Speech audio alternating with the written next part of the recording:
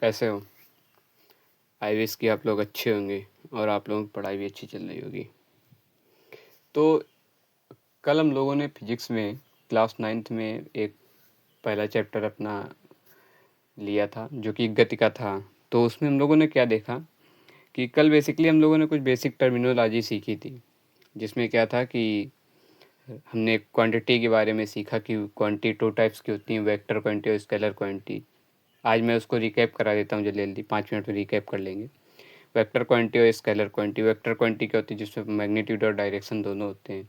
Scalar quantity क्या होती है? जिसमें मैग्नीट्यूड होता है लेकिन डायरेक्शन नहीं होती। इस वेक्टर क्वांटिटी क्या करती है कि उसका जो ऑपरेशन होते हैं, एडिशन सब्ट्रैक्शन, वो अलग होते हैं स्केलर क्वांटिटी की अपेक्षा। तो अब इसमें वेक्टर क्वांटिटी में अगर एग्जांपल के रूप में देखें तो फोर्स, इसके बाद डिस्प्लेसमेंट, वेलोसिटी, यही सब चीज़ें थी। स्केलर क्वांटिटी में क्या थी कि स्केलर क्वांटिटी जिसको अदिश राशि हम लोग बोल देते हैं, उसमें क्या था? कार्य था। इसके बाद दूरी, इसके बाद चाल, समय, ये सब थे। और इसके बाद हम लोगों ने आगे एक चीज़ देखी थी कि 7 यूनिट मैंने याद करने को बोली थी कि 60 क्वांटिटी होती है, उनकी यूनिट याद करने होते हैं। लंबाई का मात्रक होता है मीटर, समय का मात्रक सेकंड, विद्युत धारा का मात्रक करंट होता है एम्पियर, सॉरी, इसको नापते हैं। ठीक है। इसके बाद मैंने और एक चीज़ बताई थी कि जैव तीव्रता, इसको कैंडेला में मेजर करते हैं, पदार्थ की मात्रा मोल में मेजर करते हैं, समय सेकंड में मेजर करते हैं। तो ऐसी सारी चीज़ें थी। और आगे में हम लोगों ने रिकैप करने में देखा था, इसमें कुछ चीज़ें मैंने लिखी थी, जैसे मैंने दूरी वगैरह के बारे में कल बताया था आपको। ठीक है। तो ये रहा रिकैप वाली स्लाइड। ठीक है, दूरी वगैरह के बारे में आपको बताया था। इसके बाद मैंने इसमें विस्थापन वगैरह के बारे में आपको बताया था। समान गति क्या होती है, समान गति क्या होती है। इसके बाद हम लोगों ने ये सब करने के बाद औसत वेग में चले थे, औसत वेग और औसत चाल में चले थे। तो मैं औसत वेग में समझा रहा था, उसके आगे आज हम लोगों को चलना है। तो एक्चुअली में क्या है कि औसत वेग क्या होता है, अब यहाँ से हम लोग स्टार्ट करते हैं। फिर से आज मैं औसत वेग में थोड़ा एक और बताऊँगा कुछ चीज़ें। औसत वेग होता क्या है? जैसे सपोज करो कि तुम क्या कर रहे हो कि तुम किसी, हाँ, अब यहाँ से एक स्टोरी से रिलेट करना सारी चीज़ों को, मतलब कहने का कि फिजिक्स को एज ए डेली लाइफ, क्योंकि फिजिक्स प्रैक्टिकल लाइफ से ही कनेक्ट करती है, तो इस वजह से मैं प्रैक्टिकल लाइफ से ही कनेक्ट करने की कोशिश करूँगा। तो सपोज करो कि तुम्हारे घर में बाइक है, तुमने अपनी बाइक को बाहर निकाला या साइकिल को बाहर निकाला। जब तुमने अपनी साइकिल को बाहर निकाला तो उस केस में तुम्हारी जब साइकिल जब बाहर निकाल के तुमने खड़ी की तो उस समय वो उसकी वेलोसिटी क्या थी? जीरो थी। डेट मीन्स मेरे कहने का मतलब t बराबर जीरो पे उसकी वेलोसिटी क्या थी? जीरो थी। इसके बाद तुमने साइकिल में धीरे धीरे पैडल मारना स्टार्ट किया। जैसे ही तुमने पैडल मारना स्टार्ट किया तो उसकी स्पीड धीरे धीरे बढ़ी। एक स्टेट आई जिसमें तुमने पैडल मारना और तेज कर दिया तो उसकी स्पीड और तेज बढ़ी। फिर तुम्हारे रास्ते में कहीं ब्रेकर आया, तुमने ब्रेक लगाई, स्पीड उसकी स्लो की। ऐसे ही स्पीड बढ़ी, स्पीड स्लो हुई, स्पीड बढ़ी, स्पीड स्लो हुई, और तुम अपनी डेस्टिनेशन तक आखिर पहुंच गए। अब जब डेस्टिनेशन तक आखिर तुम पहुंच गए तो उस केस में तुम वेग लोगे या औसत वेग लोगे, चाल लोगे या औसत चाल लोगे? तो उसी केस के लिए तुम्हारे पास बने थे दो टर्म, औसत वेग और औसत चाल। औसत चाल और औसत वेग क्या था कि मैंने इसमें दो फार्मूले बताए थे कि कुल तय किया गया विस्थापन औसत बटे लगा कुल समय औसत वेग होता है, और कुल तय की गई दूरी बटे लगा कुल समय औसत चाल होता है। और इसके बाद आगे मैंने एक बात और बताई थी कि अगर एक समान गति से तुम चल रहे होते हो तो बेसिकली प्रारंभिक वेग प्लस अंतिम वेग अपान 2 कर देते हो तो तुमको क्या मिल जाती है? औसत वेग मिल जाती है। ये अरिथमेटिक मीन की तरीके होता है जस्ट। आज हम लोग उसी के आगे चलेंगे। आज हम लोग बात करेंगे त्वरण के बारे में। ठीक है। तो त्वरण होती क्या है उसको समझेंगे, त्वरण में क्या कैसे क्या करना होता है उस उन चीज़ों के बारे में समझेंगे। और आज अपने चैप्टर को स्टार्ट करेंगे। आई विश कि आप लोग अच्छी तरीके से समझ रहे होंगे। ठीक है। तो आज हम लोग त्वरण के बारे में समझेंगे। क्या होता है त्वरण? त्वरण, देखो त्वरण होता क्या है। सबसे पहले इसको इंग्लिश में बोलते हैं एक्सेलरेशन। क्या बोलते हैं इंग्लिश में? एक्सेलरेशन। बाइक में तुमने देखा होगा कि एक एक्सेलरेटर लाइक टर्म आता है। कि एक्सेलरेटर को अगर तुमने स्पीड से एक्सेलरेटर की स्पीड बढ़ाई तो स्पीड बढ़ती है, ठीक है। एक्सेलरेटर की स्पीड अगर कम किया, एक्सेलरेटर को कम किया तो उसकी स्पीड घटती है, ठीक है। मेरी बात को समझने की कोशिश करना। तो होता क्या है कि जब तुम एक्सेलरेटर की को बढ़ाते हो तो स्पीड बढ़ती है, जब तुम एक्सेलरेटर को घटाते हो तो स्पीड घटती है। तो एक्सेलरेटर कम क्या कर रहा है, बेसिकली स्पीड को घटाने या बढ़ाने का काम कर रहा है, ठीक है। और स्पीड को घटाने का काम ब्रेक भी करती है, लेकिन बढ़ाने का काम ब्रेक नहीं करती है। तो उसी बात को मैं लेके बोल रहा हूँ कि उसी से तुम्हारा डिराइव हुआ है एक्सेलरेशन शब्द। बात समझ में आई? एक्सेलरेशन होता क्या है कि जब तुम किसी की स्पीड को बढ़ा रहे होते हो या घटा रहे होते हो, वो डिपेंड करता है कि तुम क्या कर रहे हो। उस अगर एक्सेलरेटर को तुम ज़्यादा कर रहे हो तो स्पीड बढ़ेगी, अगर कम कर रहे हो तो स्पीड घटेगी, ठीक है। तो अब यहाँ से समझने की कोशिश करना कि त्वरण की परिभाषा क्या होती है। पहले मैं त्वरण की परिभाषा लिखता हूँ, फिर इसके बाद उसको आगे डिफाइन करूँगा। तो त्वरण होता क्या है?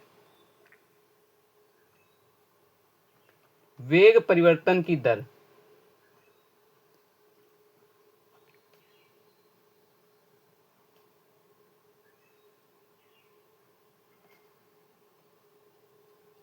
दर को त्वरण कहते हैं।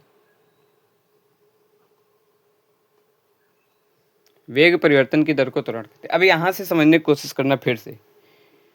मैंने एक बार बोल दिया कि तुमको अब केवल एक डेली लाइफ, प्रैक्टिकल लाइफ का एग्जाम्पल लेके अपने पास बैठना है। वही एग्जाम्पल मैं बार बार रिपीट करूँगा, उसी एग्जाम्पल से तुमको समझते जाना है, उसी एग्जाम्पल से तुम समझ भी जाओगे। मैंने बोला कि वेग परिवर्तन की दर को त्वरण कहते हैं। अब कहोगे वेग परिवर्तन की दर को त्वरण कहते हैं मतलब क्या, इसका मतलब क्या? तो ठीक है, लॉजिकल है क्वेश्चन करना। तो त्वरण मीन्स होता क्या? अगर मैं इसका फार्मूला लिखने की कोशिश करूं तो क्या हो जाएगा?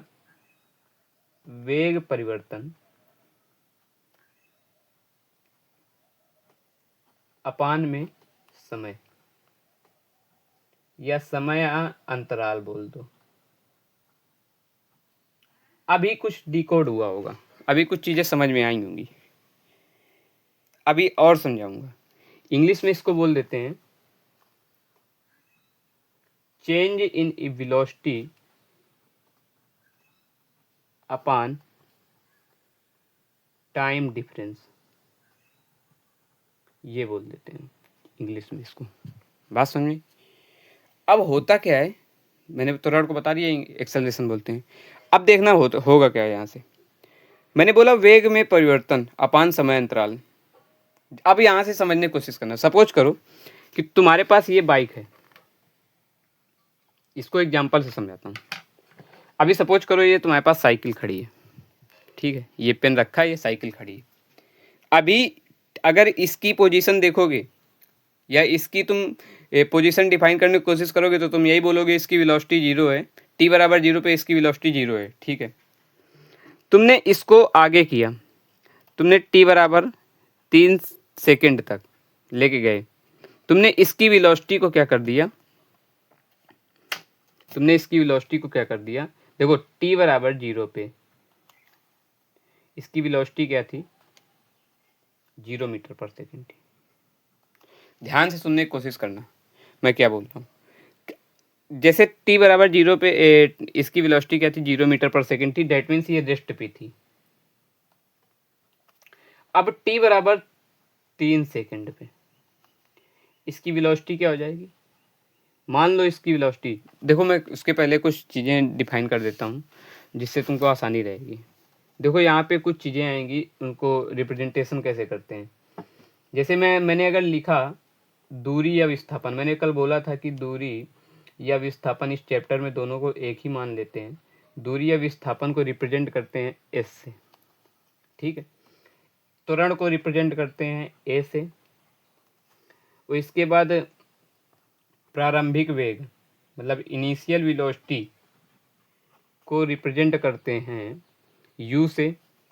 अंतिम वेग को रिप्रेजेंट करते हैं वी से। हो सकता है कहीं कहीं ये फाइनल वेलोसिटी को वी से, हो सकता है यहाँ पे कहीं कहीं u1 दिया हो, यहाँ पे कहीं कहीं u2 दिया हो। समय को रिप्रेजेंट करते हैं t से। आई थिंक अभी इतनी की ज़रूरत है। तो मैंने बोला क्या, मैंने कहा t बराबर 0 पे इसकी इनिशियल वेलोसिटी मैंने u लिखा या u1 लिख दूँ, तो इसकी इनिशियल वेलोसिटी 0 मीटर पर सेकेंड थी। t बराबर 3 सेकेंड पे इसकी फाइनल वेलोसिटी कितनी हो गई, 9 मीटर पर सेकेंड हो गई।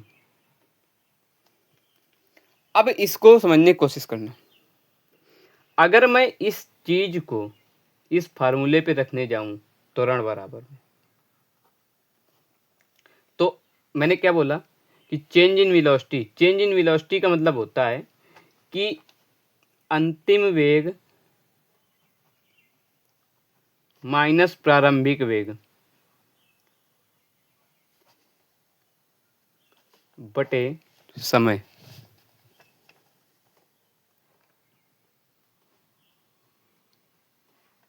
समयांतराल। इसको और अच्छी तरीके लिखने की कोशिश करूं तो इसको लिखते हैं, अंतिम वेग को रिप्रेजेंट कैसे किया, v से, v माइनस यू अपान, समयांतराल को रिप्रेजेंट कैसे किया, t2 माइनस t1। और अच्छी तरीके लिखूं, v माइनस यू। अब एक बात बताओ, अगर तुम t2 में t1 घटाओगे, मतलब t2 तुम्हारा अंतिम समय है, t1 तुम्हारा प्रारंभिक समय है, अगर तुम अंतिम समय में प्रारंभिक समय घटाओगे तो मिलेगा क्या, आखिर समय ही मिलेगा ना। तो तुमको क्या मिलेगा, t मिलेगा। बताओ, इतनी चीज बनी। इसको और तुम इससे लिख सकते हो u2 माइनस u1 अपान t, ये भी लिख सकते हो। क्योंकि ये क्यों लिख सकते हो, रीजन इसके पीछे लिखने का क्या है कि इसके पीछे ये लिखने का रीजन ये है कि तुमने यहाँ पे u2 बोला ना, तो यहाँ पे प्रारंभिक वेग को क्या बोला, u1 बोला, तो इस वजह से मैंने यहाँ पे ये लिख दिया। ठीक है, अब होता क्या है, ध्यान से सुनना, लेकिन हम लोग इसको वैलिड इसी को करेंगे, ज़्यादातर इसी को मानेंगे। ठीक है, ध्यान इसी को रखना है, इस चीज़ को। अब यहाँ से देखो, अब इसी चीज़ को मैं लिखने की कोशिश कर रहा हूँ। मैंने बोला क्या, त्वरण बराबर क्या होता है। अब मैं त्वरण को रिप्रेजेंट करूँगा ए से, क्योंकि त्वरण मेरा ए ही होता है ना, रिप्रेजेंट करने का तरीका ये बता दिया, त्वरण बराबर ए से रिप्रेजेंट करते हैं। त्वरण को मैं ए से रिप्रेजेंट कर रहा हूँ। अब होता क्या है कि जब मैं त्वरण को ए से रिप्रेजेंट किया, इसमें फार्मूले में गया, v minus u upon T put किया। v क्या रखा था, v क्या था, अंतिम वेग था ना, v यहाँ पे क्या था, अंतिम वेग था ना। अंतिम वेग क्या है तुम्हारा, यहाँ पे 9 मीटर पर सेकंड है ना, तो यहाँ पे 9 मीटर पर सेकंड रखो। प्रारंभिक वेग क्या है, 0 मीटर पर सेकंड है ना, तो यहाँ पे 0 मीटर पर सेकंड रखो। प्रारंभिक वेग क्या है, 0 मीटर पर सेकंड है, तो यहाँ पे 0 मीटर पर सेकंड रखो। ठीक है, समय कितना लगा है, 3 सेकंड लगा है। समय कितना लगा है, 3 सेकंड लगा है। इस पे फोकस करो बस। अब होगा क्या है, यहाँ से 9 में 0 गए, 9 आएगा, यहाँ से 3 आएगा। ये किस में था, ये था यूनिट मीटर पर सेकंड में थी, क्योंकि वेलोसिटी को वेलोसिटी से घटाए तो मीटर पर सेकंड ही आएगा ना यूनिट, इसमें क्या आएगा, सेकंड आएगा। अब यहाँ से देखना 3 आया, इसके बाद ये मीटर पर सेकंड है, इसके बटे भी सेकंड है, तो इसके नीचे 1 मान सकते हो, मान सकते हो ना। बीच बीच का गुणा, बार बार का गुणा कर सकते हो ना, कर दिया। मीटर अपान सेकेंड स्क्वायर। तो यहां से तुमको एक बात पता चली, क्या, कि त्वरण कितना निकल के आया, त्वरण निकल के आया 3 मीटर पर सेकेंड स्क्वायर, ये निकल के आया।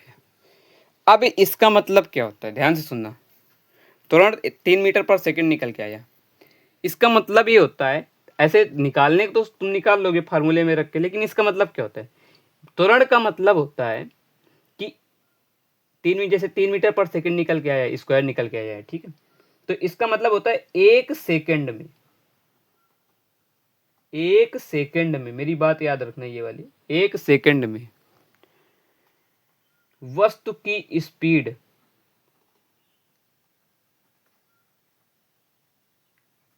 3 मीटर बढ़ रही है, 3 मीटर पर सेकंड बढ़ चुकी है, बढ़ चुकी है, उससे बेटर है कि परिवर्तन हो चुका है, क्योंकि परिवर्तन में दोनों आ जाएंगे, परिवर्तन हो चुका है। बात समझिए, मतलब कहने का कि 1 सेकंड में वस्तु की स्पीड में 3 मीटर पर सेकंड का परिवर्तन हो चुका है, ये चीज़। अब यहाँ से ध्यान से सुनना, कैसे? यहाँ से समझ में भी आ जाएगा कॉमन सेंस से अगर सोचोगे। यहाँ पे t बराबर 0 था, तो u बराबर 0 मीटर पर सेकंड थी, ठीक है? t बराबर 1 पे क्या हुआ? 3 मीटर पर सेकंड बढ़ी। t बराबर 2 पे क्या हुआ? 3 मीटर पर सेकंड और बढ़ी, तो कितनी हो गई? 6 मीटर पर सेकंड। t बराबर तीसरे सेकंड में क्या हुआ? 3 मीटर और पर सेकंड और बढ़ी, तो कितनी हो गई? 9 मीटर पर सेकंड हो गई। तो यहाँ पे t बराबर 3 सेकंड में u2 बराबर कितनी हो गई? 9 मीटर पर सेकंड हो गई, मतलब अंतिम वेलोसिटी कितनी हो गई? 9 मीटर पर सेकंड हो गई। इतनी बात समझ में? कोई प्रॉब्लम आई थिंक नहीं होनी चाहिए। तो मैंने अभी क्या बताया? मैंने कुछ नहीं बताया। मैंने बोला कि त्वरण की परिभाषा क्या होती है, वेग परिवर्तन दर को त्वरण कहते हैं। त्वरण बराबर क्या होता है? वेग परिवर्तन अपान समय अंतराल होता है, change in velocity upon time difference English में बोलते हैं। इसमें क्या होता है? अंतिम वेग माइनस प्रारंभिक वेग अपान समय अंतराल होता है। v माइनस यू अपान T2 माइनस T1 से रिप्रेजेंट करते हैं। v माइनस यू अपान T लिख देते हैं, इसको U2 माइनस U1 अपान T भी लिख सकते हैं। मैंने एक एग्जांपल के रूप में समझाया कि यहाँ पे t बराबर 0 पे u1 बराबर कितनी है? 0 मीटर पर सेकंड की स्पीड है, मतलब रेस्ट पे है। यहाँ पे t बराबर 3 सेकंड में u2 बराबर 9 मीटर पर सेकंड हो गए। रिप्रेजेंटेशन बताया, दूरी को या विस्थापन को s से रिप्रेजेंट करते हैं, त्वरण को a से, एक्सेलरेशन को a से रिप्रेजेंट करते हैं, प्रारंभिक वेग मतलब इनिशियल वेलोसिटी को u1 से रिप्रेजेंट करते हैं, u से भी रिप्रेजेंट करते हैं, फाइनल वेलोसिटी या अंतिम वेग को v से रिप्रेजेंट करते हैं, मतलब u2 से भी रिप्रेजेंट करते हैं, समय को t से रिप्रेजेंट करते हैं। इतनी बात समझ में आई? आगे मैंने एक न्यूमेरिकल किया, ये एग्जाम्पल के रूप में त्वरण बराबर यहाँ से निकालने की कोशिश की, फार्मूला बताया v minus u upon t, v value रखी 9 मीटर पर सेकंड माइनस 0 अपान 3, यहाँ से काट पीट के 3 मीटर पर सेकंड स्क्वायर, मात्रक निकालना बता दिया, मीटर पर सेकंड से निकाल लेते हैं। त्वरण का मतलब बता दिया, ये इंपॉर्टेंट है, त्वरण का मतलब इंपॉर्टेंट। कहने का मतलब है कि 1 सेकंड में वस्तु की स्पीड 3 मीटर पर सेकंड बढ़ चुकी है या परिवर्तन हो चुका है। परिवर्तन ज़्यादा बेटर है, ठीक है? यहाँ से समझ में आई? इतनी बात समझ में आई? ये होता है त्वरण। अब इसको प्रैक्टिकल लाइफ में समझने की कोशिश करते हैं। सपोज करो तुमने क्या किया कि तुमने अपने घर से बाइक निकाली, बाइक तुम्हारी खड़ी थी, तो जब बाइक खड़ी थी तो उसी समय को t बराबर 0 मानते हैं। जैसे ही तुमने देखा बाइक खड़ी है तो t बराबर 0 का समय हो चुका है। t बराबर 0 पे तुमने देखा बाइक तुम्हारी खड़ी है, मतलब स्पीड उसकी 0 है। अब इसके बाद तुमने धीरे धीरे क्या किया कि बाइक पे स्टार्ट किया, एक्सेलरेटर दबाया, गेयर वगैरह चेंज किए, जैसा जो प्रोसेस होता है वो किया तुमने। इसके बाद हुआ क्या? तुमने पहले गियर पे तुम्हारी स्पीड क्या थी? t बराबर 2 सेकंड में, तो 1 सेकंड में तुम्हारी स्पीड 10 मीटर पर सेकंड हुई। अगले सेकंड में जब तुमने और गियर चेंज किया तो तुम्हारी स्पीड 40 मीटर पर सेकंड हो गई। अगले सेकंड में स्पीड और चेंज किया तो तुम्हारी स्पीड 80 मीटर पर सेकंड हो गई। गाड़ी के स्पीडोमीटर में स्पीड किलोमीटर पर घंटे में ये दिखाई जाती है, लेकिन मैं मीटर पर सेकंड में बता रहा हूँ, ठीक है? तो ऐसे किया। फिर आगे तुमने और इस अगले सेकंड में तुम्हारी स्पीड और बढ़ गई, तो स्पीड कंटिन्यू चेंज हो रही है, स्पीड में परिवर्तन हो रहा है, वेग में परिवर्तन हो रहा है। तो उसी वेग में परिवर्तन बटे समय अंतराल, कितना समय में परिवर्तन हो रहा है, उसी को क्या कर देते हैं? त्वरण का नाम दे देते हैं। बात समझ में आई? है कुछ कठिन? कुछ नहीं है ना? अब देखो यहां से क्या होता है। देखो हुआ क्या कि जो अपने मतलब साइंटिस्ट थे, कौन? गैलीलियो जो साइंटिस्ट थे, उन्होंने 3 समीकरण दिए। गैलीलियो ने 3 समीकरण दिए। कौन कौन से समीकरण दिए वो देख लेते हैं। गैलीलियो ने 3 समीकरण दिए। पहला समीकरण क्या था? किसके समीकरण थे? गति के समीकरण थे। देखो समीकरण और सर्वसमीका में अंतर होता है, ठीक है? आगे जब कभी मौका मिलेगा तो बता दूंगा। गति के समीकरण दिए। गति के समीकरण 3 थे। पहला समीकरण, प्रथम समीकरण अगर मैं लिखूं तो प्रथम समीकरण क्या होता है?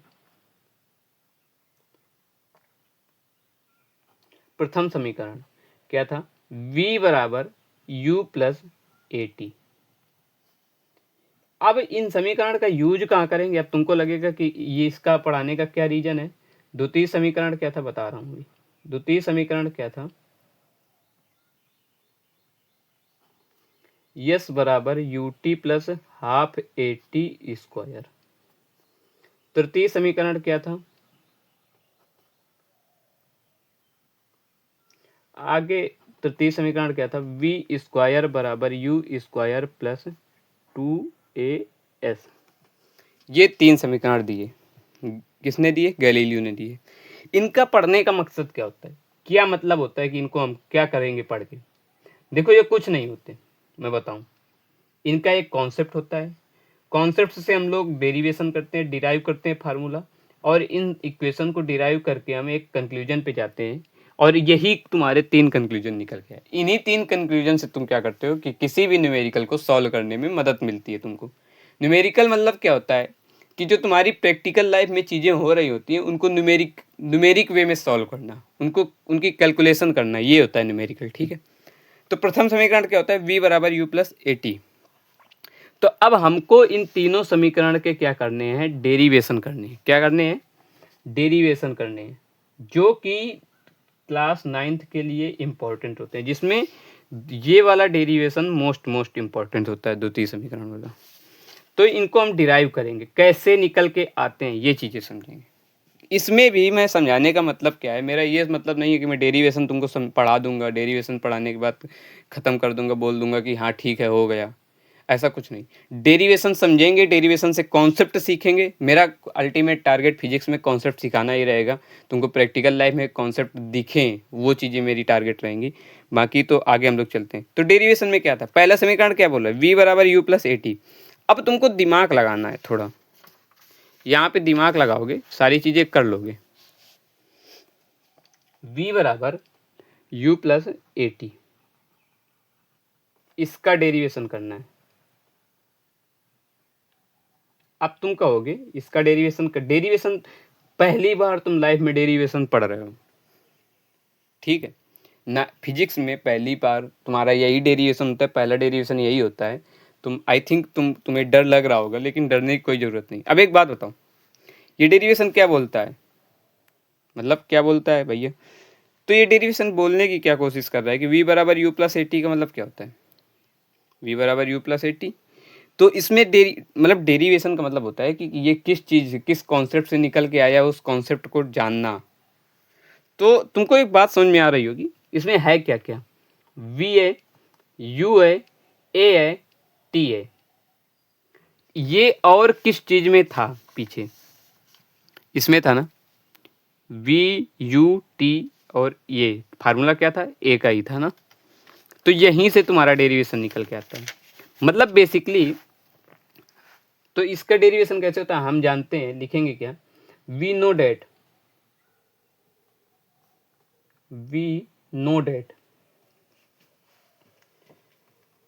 एक्सेलरेशन। अब मैं एक्सेलरेशन को, त्वरण को इंग्लिश में लॉन्ग वर्ड में नहीं लिखूंगा, डायरेक्ट रिप्रेजेंट करूंगा, ठीक है? एक्सेलरेशन इज इक्वल टू क्या होता है? v minus you upon T.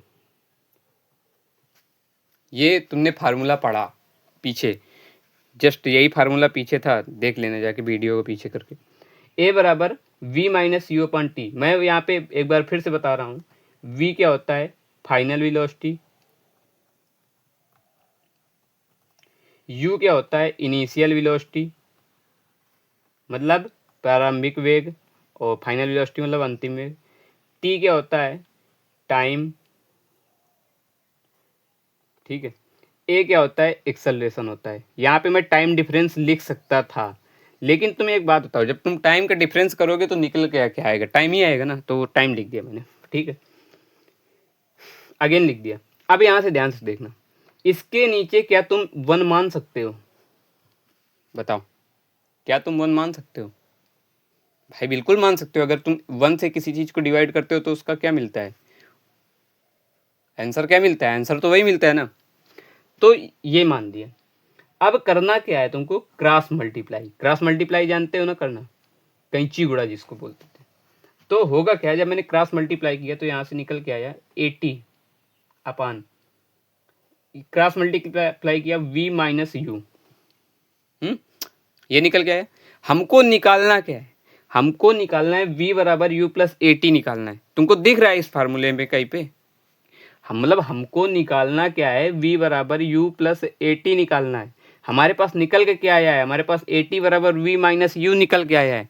भाई तुमको u को पक्षांतर करके इधर ले जाना है, साइड चेंज करनी है। जब साइड चेंज करोगे तो इसके आगे का साइन भी चेंज हो जाएगा, तो ये बन जाएगा इधर माइनस में तो इधर जाएगा प्लस में हो जाएगा, और ये प्लस में तो ऑलरेडी से था u, ये हो जाएगा।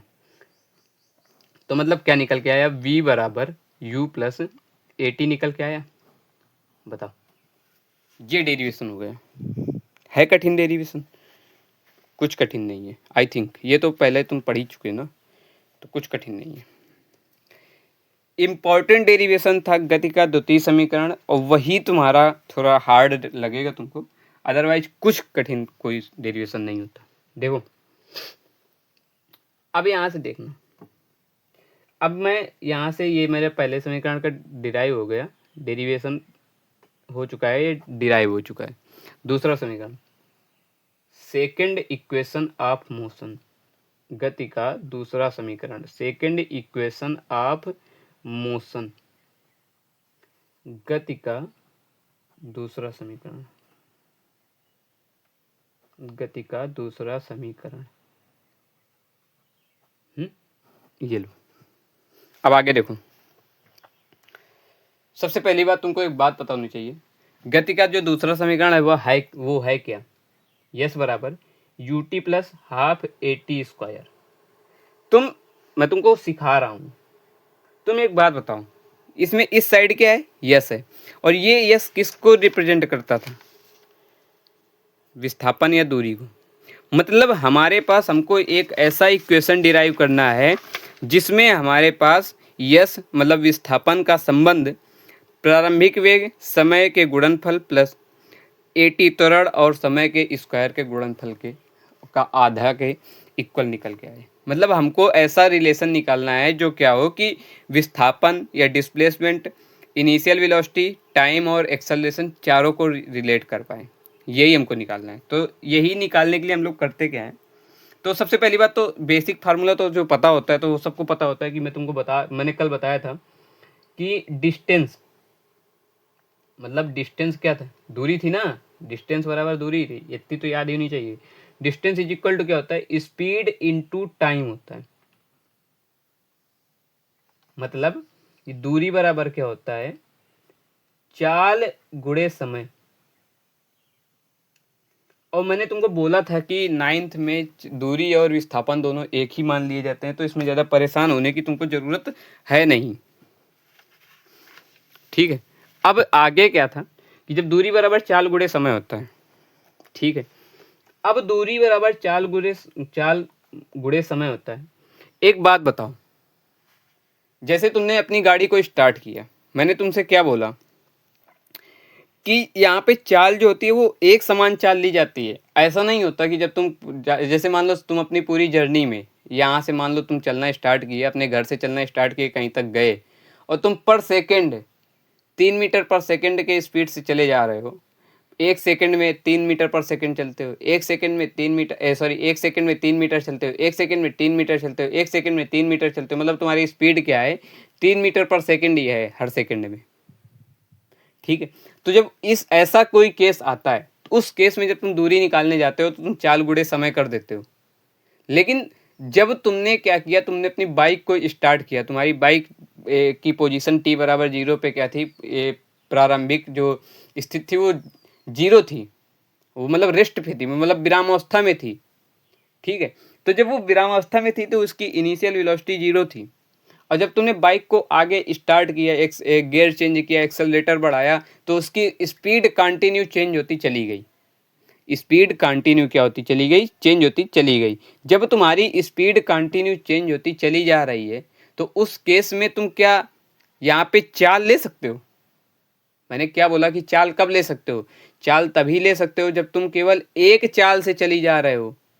मतलब 1 सेकंड में 3 मीटर चल रहे हो, तो अगले 1 सेकंड में भी 3 मीटर चलो, अगले 1 सेकंड में भी 3 मीटर चलो, तब तो तुम चाल गुणे समय कर सकते हो, अदरवाइज नहीं कर सकते। तो यहाँ पे अगर नहीं कर सकते हो तो तुम यहाँ पे क्या कर सकते हो? यहाँ पे तुमको चाल की जगह क्या लेना पड़ेगा? औसत चाल लेनी पड़ेगी। मैंने ये बोला भी था कि अगर तुम अपने घर से अपने फ्रेंड के घर जाते हो तो तुम्हारी चाल कहीं ना कहीं धीम तेज, स्लो फास्ट होती चली जाती है, तो तुम उस केस में क्या करते हो? तुमको उस केस में औसत चाल लेना होता है, यही बोला था ना। तो जब उस केस में औसत चाल लेना होता है तो यहाँ पे औसत चाल लेनी पड़ेगी। तो यहाँ पे जब तुम दूरी बराबर क्या करोगे, तो लिखोगे क्योंकि संपूर्ण यात्रा में संपूर्ण यात्रा या पूरी जर्नी में, संपूर्ण यात्रा में वस्तु की चाल, वस्तु की चाल कंटिन्यू चेंज हो रही है, चेंज हो रही है। इसलिए यहाँ पे चाल की जगह औसत चाल लेना जरूरी है, औसत चाल लेना अनिवार्य है। बात समझ में है कुछ कठिन? तो अनिवार्य है, तो अब आगे फार्मूला क्या बनेगा? दूरी बराबर औसत चाल गुणे समय। अब औसत चाल पर आपका फार्मूला क्या होता है? मैंने अब एक बार फिर बोली थी कि औसत चाल बराबर फार्मूला क्या होता है कि दूरी बराबर औसत चाल u plus V upon 2 into समय।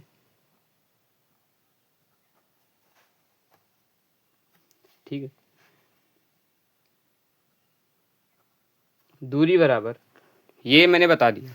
ठीक, अब इसके बाद ध्यान से देखना, u plus v by 2।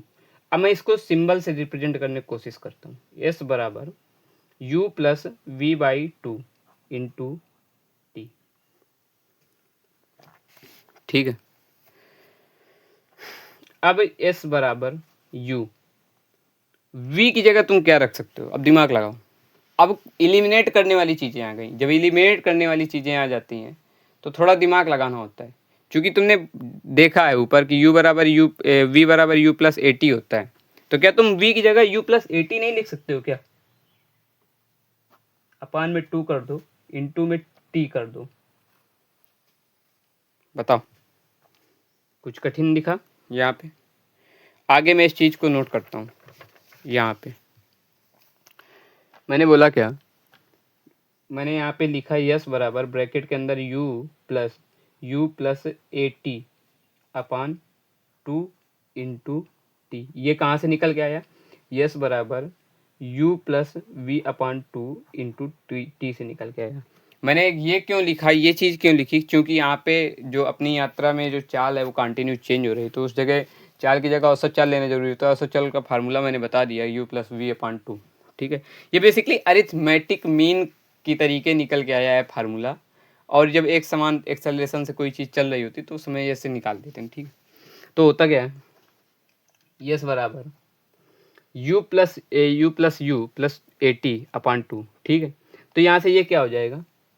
2u plus 80 upon 2 bracket के अंदर t हो जाएगा। अब आगे क्या होगा कि यस बराबर यहाँ से मल्टीप्लाई करो 2ut plus 8t square by 2। बताओ, कुछ प्रॉब्लम? हमको निकालना क्या था? हमको जो निकालना था उसको दिमाग में रखेंगे। मैं भाई चूंकि डेरिवेशन कर रहा हूँ, मतलब मेरा कहने का मतलब है कि मैं ऑलरेडी जब कोई कंक्लूजन निकल चुका है तो मैं उसको डिराइव करने की कोशिश कर रहा हूँ। तो मुझको डिराइव करने की कोशिश करने में क्या होता है, वही चीज़ लानी होती है। तो वो जब वही चीज़ लानी होती है तो हम पहले से प्लान करके चलते हैं ना कि हमको वही चीज़ मिले। ऐसा तो ही ना कि जो मन चला तो हम वही करते चले गए। तो हमको निकालना क्या है? हमको निकालना है यस बराबर, हमको निकालना है यस बराबर you t plus half 80 square, ये निकालना है। ठीक है, यस बराबर you t plus half 80 square निकालना है। जब हमको ये निकालना है तो हमको निकालने के लिए इसमें देखो हमको क्या करना था, हमको यही तो निकालना था बेसिकली। अभी क्या हुआ था, फ़ोन मेरा बंद हो गया था तो इस वजह से। तो हमको निकालना क्या था? यस बराबर you t plus half 80 square निकालना था ना, तो वही तो निकाल के ले आए। प्रूफ हो गया भाई, कुछ नहीं किया।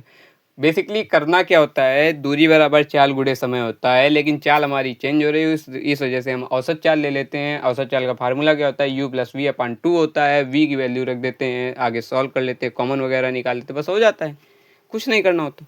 अब आगे देखो क्या करना होता है। आगे क्या है, थर्ड इक्वेशन ऑफ मोशन।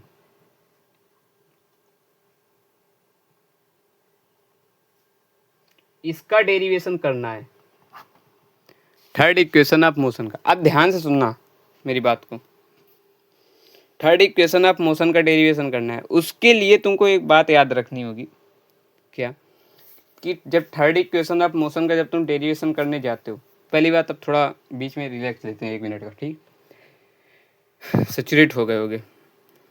होता क्या है कि फर्स्ट टाइम तुम डेरिवेशन पढ़ रहे हो, इस वजह से तुमको थोड़ा प्रॉब्लम पड़ रही होगी, बट आई विश कि यार मैं पूरा अपना 100% दे रहा हूँ समझाने में। अगर तुम्हें अभी भी कोई प्रॉब्लम दिख रही है तो तुम क्या कर सकते हो कि वहाँ पे कमेंट सेक्शन में जाके मेरे से कुछ कमेंट पूछ सकते हो, जो तुमको प्रॉब्लम हो रही है, मैं उसका आंसर करने की कोशिश करूँगा, ठीक है।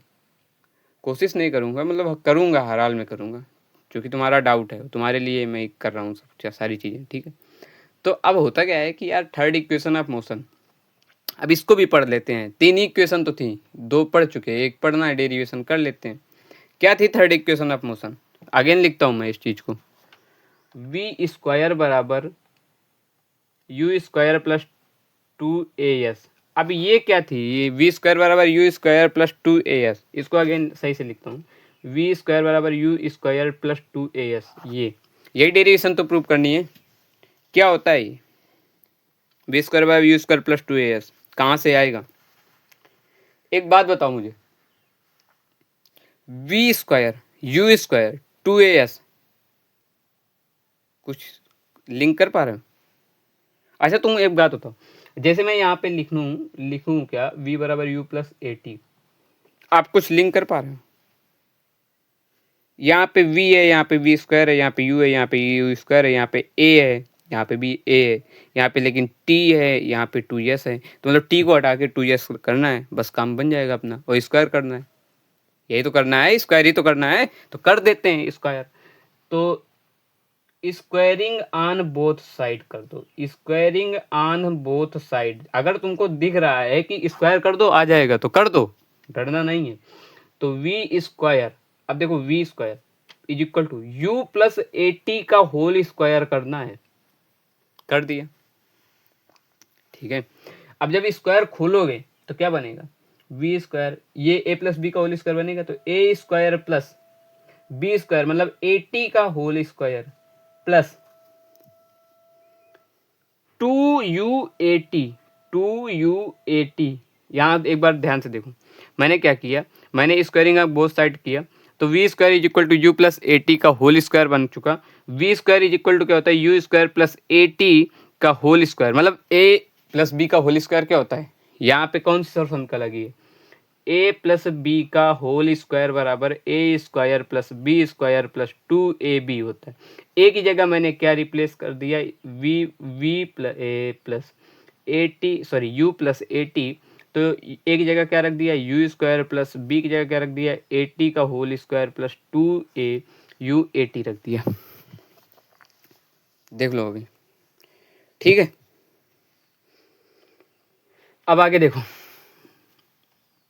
वी स्क्वायर बराबर, अब जैसे मैं इसका खोलूंगा ब्रैकेट वगैरह सिंप्लीफाई करूंगा, u square plus a t का होल स्क्वायर मतलब a square t square plus 2u80 v square. अब तुमको ध्यान से तुमको इस चीज देखनी है कि यार यहाँ पे वी स्क्वायर बराबर यू स्क्वायर प्लस 2s दिए, तो वी स्क्वायर यू स्क्वायर तो दिए है ना, तो इसके साथ तुमको छेड़खानी करने की कोई जरूरत नहीं है कि इसमें तुम कलाकारी करने लगे कि नहीं इसको चेंज कर देंगे। इसमें चेंज करने से कुछ नहीं होने वाला, वो तो तुमको लाना ही लाना पड़ेगा ना, तो उसको चेंज मत करो। यू स्क्वायर तो चेंज क्या करोगे इसमें, a square t square a t, कुछ कॉमन हो सकता है क्या, दोनों में क्या मिल रहा है, कॉमन पार्ट क्या होता है, दोनों में जो मिले, ए टी मिल रहा है ना, तो ए टी कॉमन कर लो, बाहर खींच लो, तो यहाँ पे क्या बना, ए टी अंदर बना प्लस 2u। बताओ इतनी बात समझ में आई? मैंने ए टी कॉमन कर लिया, ए टी यहाँ से बाहर आ गया, ए टी ये बना, 2u ये बना। जब 2u ये बना, अब ध्यान से देखना, अभी तुमको क्या चाहिए, अब मेरी बात को सुनने की कोशिश कर, वी स्क्वायर बराबर यू स्क्वायर प्लस 80 तुमने बाहर कर लिया, 80 तुमने क्या कर लिया है, बार कर लिया है। तो 80 प्लस 2u, 80 प्लस 2u, अभी इससे क्या कॉमन कर सकते हो, क्या कॉमन कर सकते हो, कॉमन क्या कर सकते हो, इसमें कुछ नहीं कॉमन कर सकते हो, इससे तुम 2 बार निकाल सकते हो। क्यों, अभी बताता हूँ क्यों। तो अगले स्टेप पे लिखता हूँ, वी स्क्वायर बराबर यू स्क्वायर प्लस ए, 2 बार निकाला, इसके बाद टी भी बाहर निकाल दिया। अब हुआ क्या, अंदर क्या बचा, अगर तुमने 2 बाहर निकाला है तो इसका मतलब है कि तो इसमें 2 से भाग देना पड़ेगा।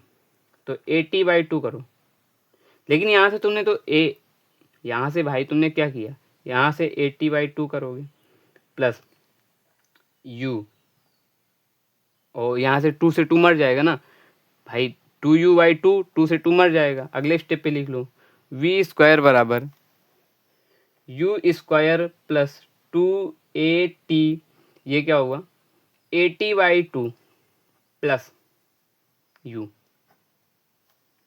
अभी तुमको क्या दिख रहा है, अभी तुमको एक चीज दिख रही होगी, वी स्क्वायर भी आ चुका है अपने पास, यू स्क्वायर भी आ चुका है, 2a भी आ चुका है।